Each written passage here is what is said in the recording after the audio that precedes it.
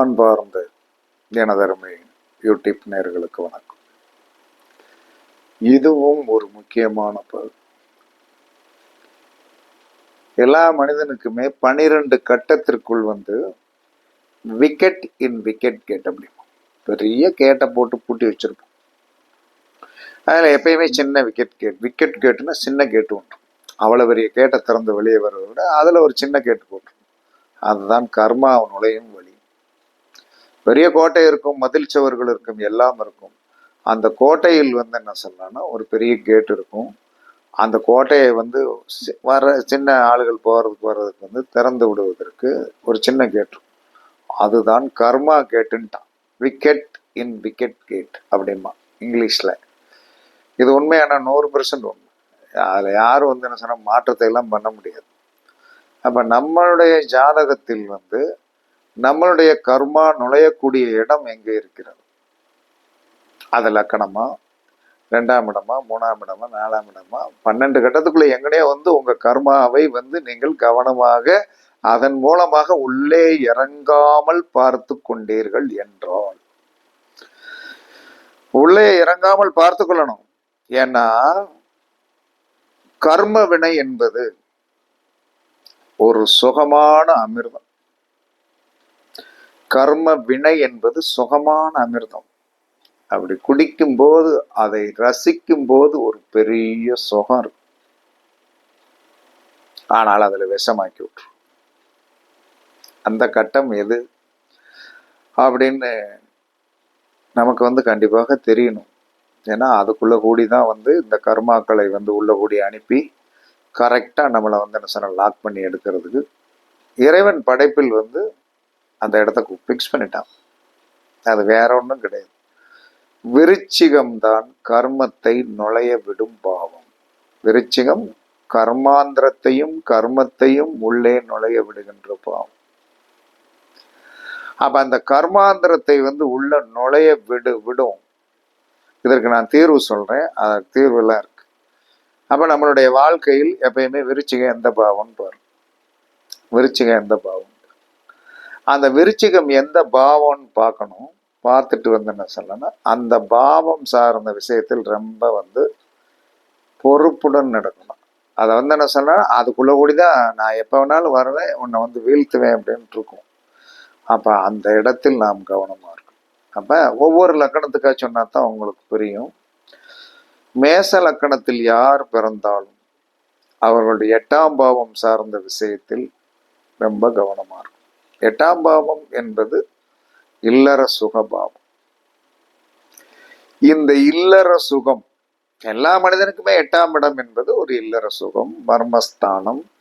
நம்மளுடைய கழிவுகளை வெளியே கொண்டு போகக்கூடிய ஸ்தானம் எது? 8ஆம் பாவம் தான். அந்த 8ஆம் பாவம் ஒரு கழிவுகளை வெளியேற்றக்கூடிய இடம். அந்த இடத்துல ரொம்ப சுத்தமா இருக்கும். 8ஆம் பாவம் என்பது என்ன சொன்னா ரகசியமான உறவு அப்படின்ட்டான். ரகசியமான ஒரு சந்தோஷம். யாருக்கும் தெரியாமல் மாங்காயை களவாண்டு தின்பது ரொம்ப சுகமா இருக்கும். திருட்டு மாங்காய் தின்பதோ திருட்டு கொய்யாப்பழம் தின்பதோ ரொம்ப சுகமா இருக்கும். ஆனா இந்த திருடுவதை ஒருத்தன் பார்த்துட்டான்னு வைங்க, வாழ்நாள் ஃபுல்லா அவனை பார்த்தவொடனே எங்கேயும் சொல்லி போடுதானோ, என்னமே செஞ்சு போடுதானோ, அது ஒரு மொட்டபெட்டிஷன் மாதிரி. ஆனா உண்மை இருக்கும்.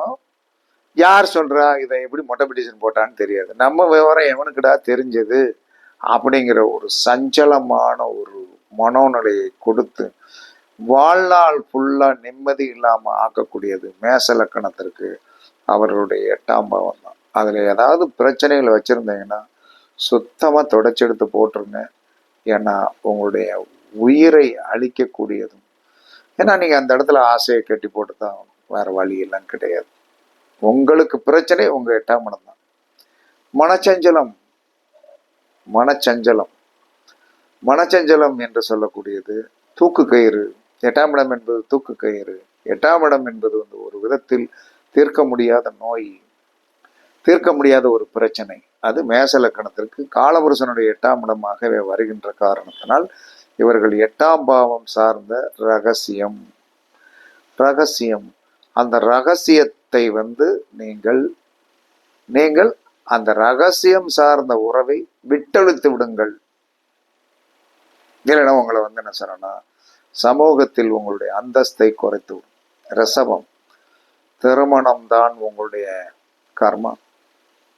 பார்த்து நிதானமா, ஆணாக இருந்தாலும் பெண்ணாக இருந்தாலும் 7ஆம் பாவம் என்பது உங்களுக்கு துரதிஷ்ட பாவம்.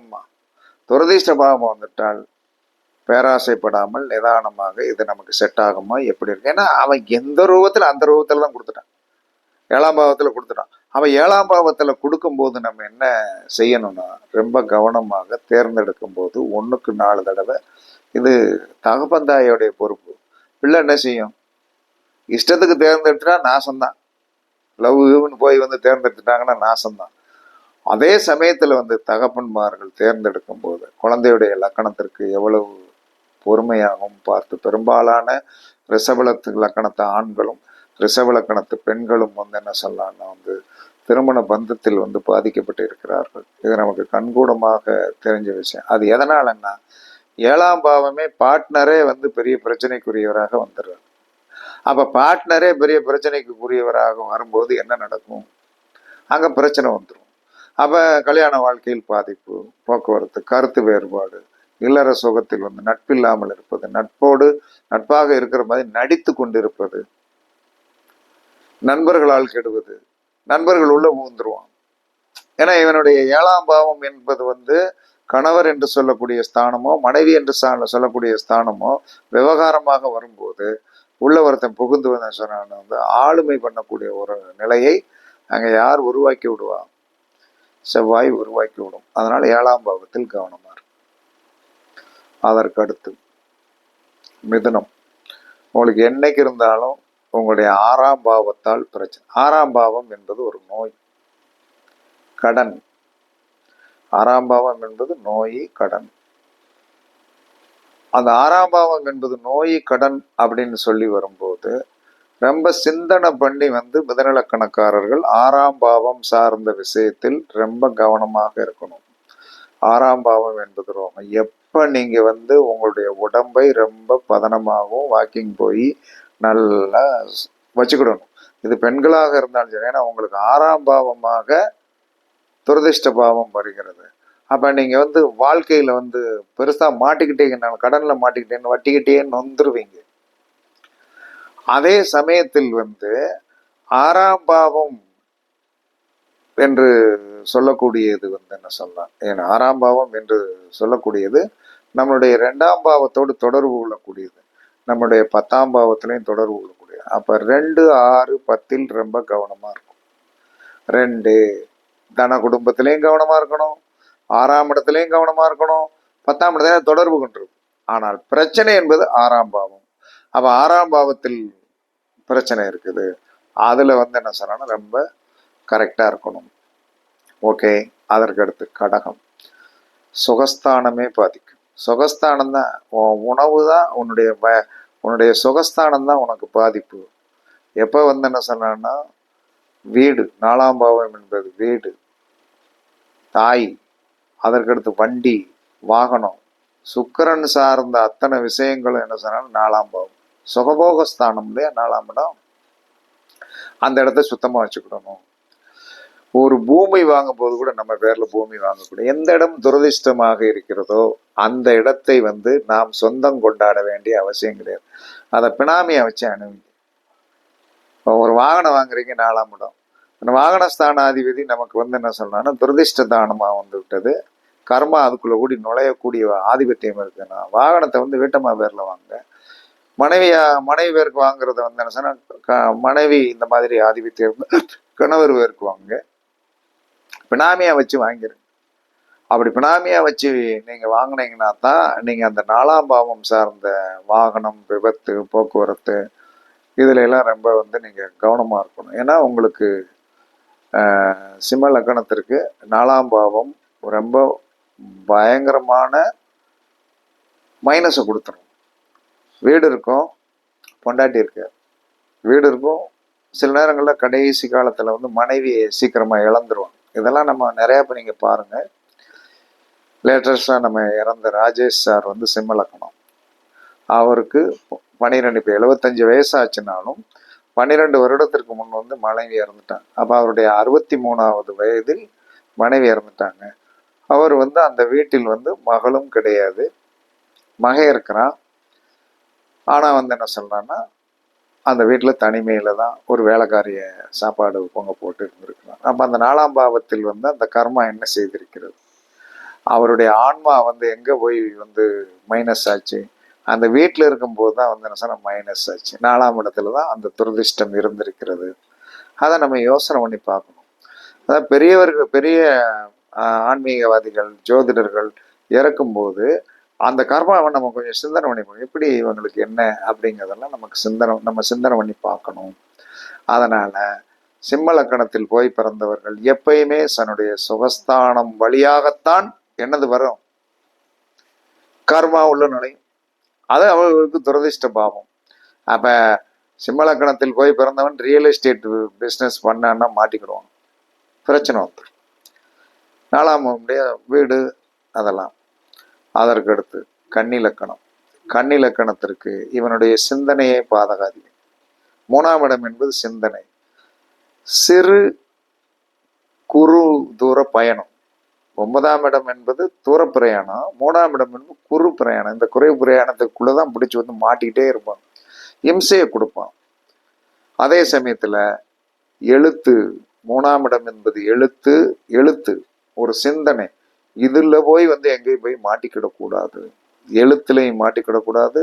சிந்தனை என்பதை பின்னாடி நமக்கு இந்த ஒரு வேலை செய்தால் இந்த வேலையால் என்ன மைனஸ் வரும் என்று சொல்லக்கூடிய அந்த சிந்தனையை பண்ண வேணாம். 3ஆம் இடம் என்பது சாதாரணமானதில்லை. வக்கரத்தன்மையுடைய நினைவுகளுக்கும் வக்கரத்தன்மையுடைய எண்ணங்களையும் உடையது. அது பின்னாடி வந்து விமர்சனமாக வந்துவிட்டது என்று சொன்னால் நீங்கள் ரொம்ப வந்து என்ன சொன்னா கேவலப்பட வேண்டிய ஒரு விஷயம். வக்கரத்தன்மை. இன்னொருத்தரை பத்தி நீங்கள் வந்து என்ன சொன்னா ஒரு அந்த அவர்களை பற்றி நீங்கள் வந்து ஒரு விமர்சனம் பண்ணீங்கன்னா அது தவறாகவே பண்ணக்கூடிய ஒரு சூழ்நிலையை உங்களுக்கு உருவாக்கணும். உங்களுக்கு 3ஆம் இடம் என்பது உங்களுடைய லக்கணத்திற்கு 3ஆம் இடம் என்பது உங்களுடைய விருத்தி ஸ்தானமாக இருக்கலாம். ஆனால் அதுவே துரதிர்ஷ்ட ஸ்தானமாக வந்துடுற காரணத்தினால அந்த எண்ணம் செயல் சார்ந்த விஷயத்தில் கேட்பார் பேச்சை கேட்டக்கூடாது. அப்படி கேட்டு என்ன சொல்றாங்கன்னா அவங்க பாட்டு சொல்லிட்டு போயிடுவாங்க. நீங்க என்ன செய்ய, உங்களுடைய சிந்தனைகள் போறாம வந்து நமக்கு ஏதோ பாதிப்பு வந்து விடுமா, நம்ம தடுப்பதற்கு நீங்கள் போய் அது கடைசியில் வந்து நீங்கள் தோற்று போவீர்கள். அந்த நேரம் உங்களுக்கு நிராயுத பாணியாக இருக்கக்கூடிய ஒரு சூழ்நிலை வந்துடும். அப்போ 3ஆம் இடம் சார்ந்த விஷயத்தில் இளைய சகோதரி அன்பிட், இளைய சகோதரன் அன்பிட். உங்களுடைய தைரியம், நீங்க ஏதாவது ஒன்று தைரியமாக புகழுக்காக ஒன்றை செய்தீர்கள் என்று சொன்னால் அதிலே உங்களை இழுத்து விட்டுருவோம். அப்ப 3ஆம் இடம் என்பது தைரிய வீரிய போகஸ்தானம். நம்மளுடைய அடி மனதோடைய வக்கரத்தை எடுத்துக்கொள்ள சொல்லக்கூடியது. அதை படக்குன்னு பிரயோகம் பண்ணிடக்கூடாது. அதெல்லாம் கவனமா இருக்கணும். இளைய சகோதர ஸ்தானாதிபதியிடம் கவனமா இருக்கணும். இதெல்லாம் ரொம்ப கவனமா இருக்கும். அதுக்கடுத்து துலா லக்கணம். துலா லக்கணத்துக்கு 2ஆம் இடம் தான் பிரச்சனை. வாய், வாக்கு. வாக்கு என்பது வந்து ஒரு சாதாரண விஷயம் கிடையாது. அந்த இவங்க வந்து ஒரு ஒரு ஆப்ஷன் கொடுத்துட்டாங்கன்னா அது உத்தரவாதமா இவங்க சொல்லக்கூடாது, உத்தரவாதமா சொல்லக்கூடாது, நடக்கும், அவ்வளவுதான். அதற்கு என்ன செய்யணும்னா இவர்கள் வந்து என்ன சொன்னாங்கன்னா, இப்போ ஒரு ஜோதிடரா இருக்கும், அவருக்கு வந்து 2ஆம் இடம் வந்து விருச்சிகமா வந்துட்டு அதன் மூலமாகத்தான் பாதகம் வரும். ஒண்ணுமே செய்யக்கூடாது.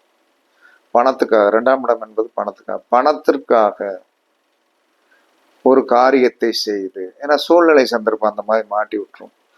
வருவான், இதை எனக்கு செஞ்சு விடுங்க. அன்னைக்கு நமக்கு பணம் இல்லாமல் இருக்கும். நம்ம அதில் போய் வந்து என்ன சொன்னோம்னா 4 தடவை சிந்தனை பண்ணணும், இது நடக்குமா நடக்காதா அப்படின்னு. இதில் போய் காலங்காலமாக வந்து என்ன பணம் கொடுத்த என்ன செய்வேன், நம்மளை வந்து சார் என்ன இந்த காரியம் நடக்கலைன்னா அன்னைக்கு சொன்னேங்களே சார் அப்படிமா. அப்போ 2ஆம் பாவம் சார்ந்த தன குடும்பஸ்தானம் சார்ந்த விஷயத்திலும் 2ஆம் இடமாகிய அன்றாட பணம் சார்ந்த விஷயத்திலும் நீங்கள் ரொம்ப பெர்ஃபெக்டாக கவனமாக இருக்கணும். இல்லைன்னா உங்களை போட்டு வாட்டி வதச்சிரும். ரெண்டாவது, அடுத்தவர்களிடம் பேசும்போது அவர்கள் 10 வார்த்தை பேசினால் நீங்கள் 2 வார்த்தை பேசுங்க, தப்பிச்சிருவீங்க. நீங்கள் அவன் 10 பேசுகிறான், நம்ம 20 பேசுகிறோன்னு நினச்சேன்னு உங்கள் வாயால் மாட்டிடுவீங்க, உங்களுக்கு பிரச்சனை வந்துடும். கவனமாக இருங்க. அதற்கடுத்து விருச்சிக லக்கணம். அவன் சொன்னமா லக்கணமே விருச்சிகம், துரதிர்ஷ்டசாகம். வாழ்க்கையில் எங்கு போனாலும் நமக்கு ஒரு நிம்மதி இருக்காது. ஒரு நிம்மதி இருக்காது. அதாவது ஒரு விருச்சிக லக்கணம் என்ன செய்யுது, ஒருத்தர் திருமணம் சார்ந்த ஒரு விஷயத்திற்கு துணி செலெக்ஷன் பண்ணி கொடுங்க வாங்க அப்படின்னு சொல்ல சொந்தக்காரங்க. இந்த அம்மா கை செலவெல்லாம் போட்டு போகுது. அங்கே போய் என்னென்னா ஒரு சாம்பார் சாதம் மட்டும் வாங்கி கொடுத்துட்டு அனுப்பிட்டாங்க.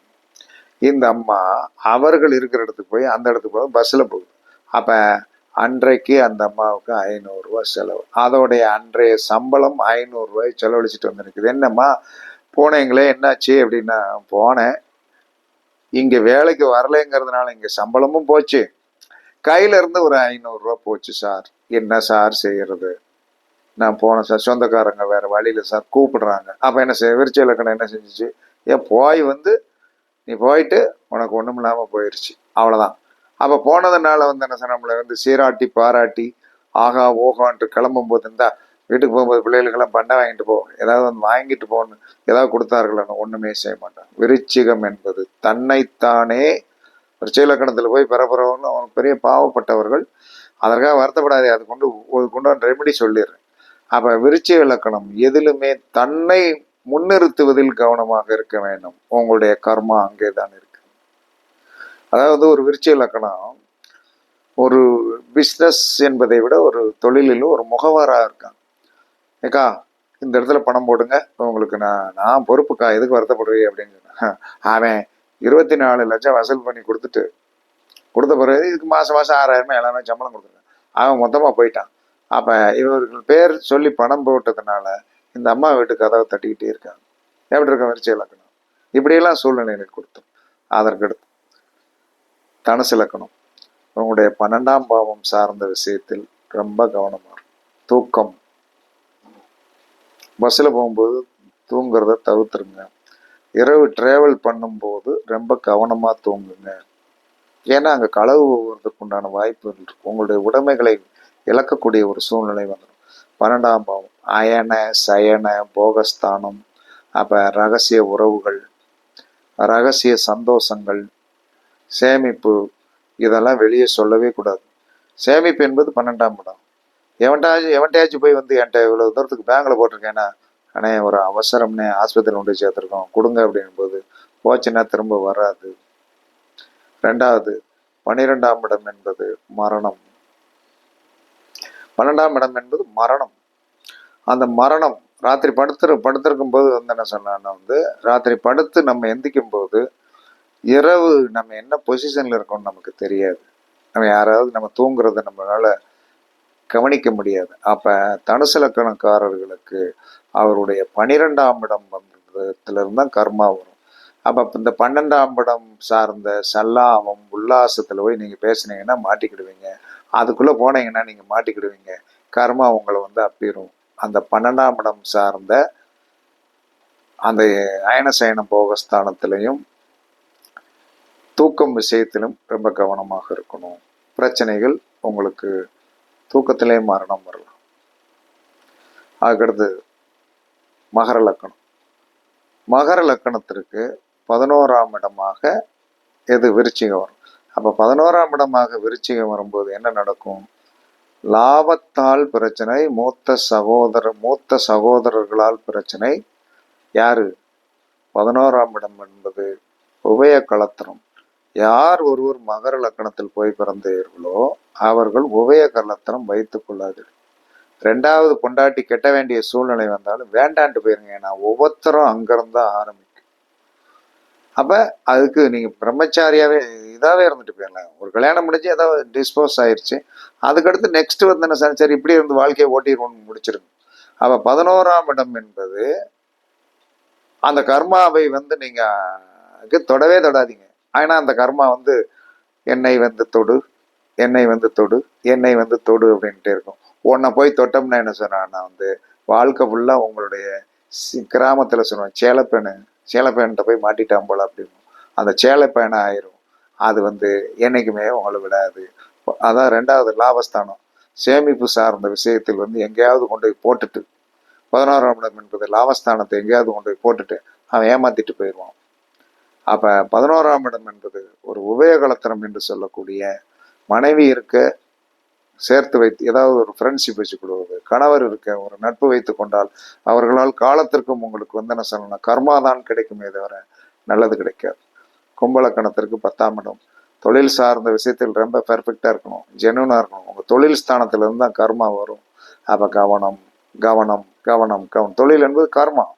எவ்வளோ பெரிய அதிகாரியாக இருந்தாலும் சரிதான், அந்த இடத்துல வந்து அவங்களை என்ன செஞ்சிருவான், கையூட்டு வாங்கினான் என்று மாட்டி விடுவான். கும்பலக்கணத்தில் யார் பிறந்தாலும் அடுத்தவனுடைய காசை 10 காசு நீங்கள் வாங்காதீர்கள். வாங்கினீங்கன்னா அவன் சந்தோஷமா கொண்டாந்து கொடுக்குற மாதிரி இருக்கும். கடைசியில் ஆப்பு வந்து சொன்னா விஜிலன்ஸ்ல மாட்டி விட்டுரும். ஏன்னா 10ஆம் இடத்தில் நீங்கள் ஒரு அவமானப்பட வேண்டியது இருக்கிறது. அந்த 10ஆம் இடத்துல அவமானப்பட வேண்டியது இருக்கிறதுங்கிறதுனால எக்காலத்திலும் அரசாங்க உத்தியோகத்துக்கு போனாலும் சரி, பிரைவேட்ல உத்தியோகம் பார்த்தாலும் ஜெனூனா இருங்க, ஒன்றும் செய்யாது. இல்லைன்னா உங்களை வந்து காலத்திற்கும் மாட்டி விட்டு விடும். அதுக்கடுத்து மீனலக்கணத்திற்கு 9 குடையவன். குலதெய்வம் கோயிலில் ஒரு பிரச்சனை இருக்கும். குலதெய்வம் கோயிலில் ஒரு பிரச்சனை இருக்கும். 9ஆம் இடம் இந்த கோயிலுக்கு போயிட்டு வந்தீங்கன்னா ஒரு பிரச்சனை வந்துடும். மீனலக்கணத்தில் போய் பிறந்தவனுக்கு 9ஆம் இடத்துல வந்து கோயிலுக்குள்ள இருந்து பிரச்சனை வந்துடும். கோயிலுக்கு போனால் ஒரு நட்பு வரும், அதை விட முடியாது, அதனால பிரச்சனை வந்துடும். 9ஆம் பாவம் என்பது ஆசை, அபிலாசைகளை வந்து அபிலாசைகளின் மூலமாக மாட்டிக்கொள்வது. ஒருத்தர் மீனலக்கணம் குலதெய்வத்தில் போய் வந்து குழந்தைக்கு மொட்டையை போட்டுட்டு ரிட்டர்ன் வர்றாரு. வண்டி என்ன செஞ்சிருச்சு, ஓடால வந்து ஒருத்தன் வந்து தண்ணியை போட்டு விழுந்துட்டான். விழுந்து என்ன செய்யணும்னா வந்து 2 மணி நேரம் போலீஸில் நிற்க வச்சுட்டேன். எப்படி? அப்ப இதெல்லாம் கர்ம வினைகள். அப்ப ஒரு மனிதனுடைய கர்ம வினைகள் என்பது விருச்சிகம் என்று சொல்லக்கூடிய அந்த விருச்சிகம் என்பது டாய்லெட் கழிவு. அந்த கழிவு அப்படிங்கிறது மனிதனுக்கு போனால்தான் அவனே காலையில நிம்மதியா இருக்க முடியும். கழிவுகள் வந்து நீராலும் மலத்தாலும் வெளியே போனா தான் நல்லா இருக்க முடியும். அது யாருக்கு என்ன ஆதிபத்தியம் வருகிறதோ அந்த விஷயங்களில் நீங்கள் உங்களுக்கு ஒருத்தருக்கு 8ஆம் இடமாக வருது, ஒருத்தருக்கு 7ஆம் இடமாக வருது, ஒருத்தருக்கு 6ஆம் இடமாக வருது, ஒருத்தருக்கு 5ஆம் இடமாக வருது, ஒருத்தருக்கு 4ஆம் இடமாக வருது, ஒருத்தருக்கு 3ஆம் இடமாக வருது, ஒருத்தருக்கு 2ஆம் இடமாக வருது, ஒருத்தருக்கு லக்கணமே அது வருது, ஒருத்தருக்கு 12ஆம் இடமாக வருது, ஒருத்தருக்கு 11ஆம் இடமாக வருது, ஒருத்தருக்கு 10ஆம் இடமாக வருது, ஒருத்தருக்கு வந்து 9ஆம் இடமாக வருகிறது. இதெல்லாம் காலத்தின் கொடுமை. இதற்கு தீர்வு எது துரதிஷ்ட பாவமோ அதற்கு எதிராக இருக்குது, அங்கதானே தீர்வு இருக்கு. ரிஷபத்தில் தான் இதற்கு தீர்வு, பசுமாடு தான் தீர்வு. வாழ்க்கை ஃபுல்லாக வந்து உங்களுக்கு 8ஆம் பாவமா வந்துச்சா, அந்த 2ஆம் பாவத்துல அங்க தீர்வு இருக்குது. நேரம் போங்க, பசுமாட்டுக்கு வந்து 6 பழமோ 4 பழமோ வாரத்தில் வெள்ளிக்கிழமை என்பது பொதுவான ரிஷபம் என்பது வெள்ளி. அப்ப நம்மளுடைய ஒவ்வொரு கட்டத்தினுடைய பாவங்கள் சார்ந்த விஷயத்திற்கு உண்டான பிரச்சனை இந்த விருச்சிகத்தில் இருக்கிற இந்த கர்மா தொலைவதற்கு. இப்ப எனக்கு 2ஆம் பாவம் தான் விருச்சிகம். அதை வச்சு நிறைய சம்பாத்தியம் பண்ணிட்டேன். இருந்தாலும் என்ன சொன்னேன், இன்னமும் நான் வந்து வெளி உலகத்தில் இந்த இடத்துல இந்த நிழல் கூட நான் என்னுடைய நிழல் கூட பேசுவதில் இருக்கிற ஒரு தைரியம் நேருக்கு நேரம் மனுஷர் கூட போய் பேச மாட்டேன். ஜாதகம் பார்க்க வர்ற இடத்துல அது என்னுடைய இடம். ஏன் பப்ளிக் மீட்டிங்ல நேற்று ஒரு ஃபங்க்ஷன், அந்த ஃபங்க்ஷன்ல எல்லாரும் என்ன சொன்ன, குடும்பத்தார் யாராவது பேசுங்க, நான் பேசாமல் இருந்துட்டேன். என்ன காரணம், என் மூத்த பொண்ணு போய் பேசிச்சு. அந்த ஃபங்க்ஷன் மனைவி நேற்று ரிட்டையர்மெண்ட்டு, அதில் வந்து மூத்த பொண்ணு பேசிச்சு. அவளுக்கு வாக்கில் பிரச்சனை கிடையாது, அவளுக்கு 10ஆம் இடத்துல தான் பிரச்சனை. அப்போ நான் பேசாமல் உட்காந்துருந்தேன். என்ன காரணம்னா அந்த பேச்சு அந்த இடத்தில் வந்து என்ன சொல்லலாம்னா ஏதோ ஒரு விதத்தில் நம்மளுடைய கர்மாவை வந்து திணித்து விடும் அப்படின்ட்டு அமைதியாக இருந்தேன். அதனால் யார் ஒருவர் எக்காரணத்தை கொண்டும் வாரத்தில் ஒரு முறை, வெள்ளிக்கிழமை கொடுக்க முடியலையா, வாரத்தில் ஒரு 2 பழத்தை பசுமாட்டு கொடுத்துட்டு அது தலையை அப்படியே தடவி விட்டுட்டு வாங்க.